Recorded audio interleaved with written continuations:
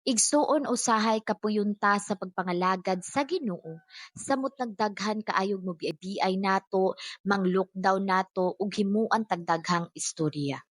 Apan igsuon, kung muundang ta sa pagpangalagad sa Ginoo, mapildi jud ta igsuon. Pero kung mulahutay ta sa pagpangalagad sa Ginoo, kahimut-an ta niya igsuon. Kahimut-an ta sa Ginoo.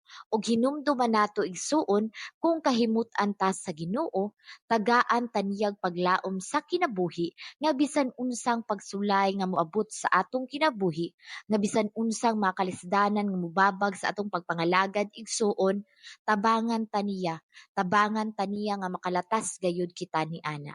Roma 5:4, ang paglahutay makahimo kanato nga kahimut-an sa Dios ug ang iyang kahimuot naghatag kanatong paglaom.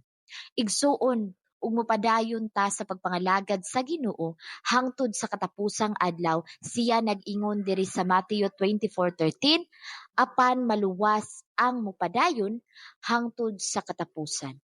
Og igsuon, mao na gisaad sa Ginoo nga kung mopadayon kita, kung mulahutay kita sa pagpangalagad kaniya hangtod sa katapusang mga adlaw igsuon, kita gayud maluwas. Ug dugang pa mga igsuon, magpasalamat ta sa Ginoo bisan pa sa mga pagsulay nga atong naagian, kay tungod kanang mga pagsulay igsuon lumalabay lamang kana.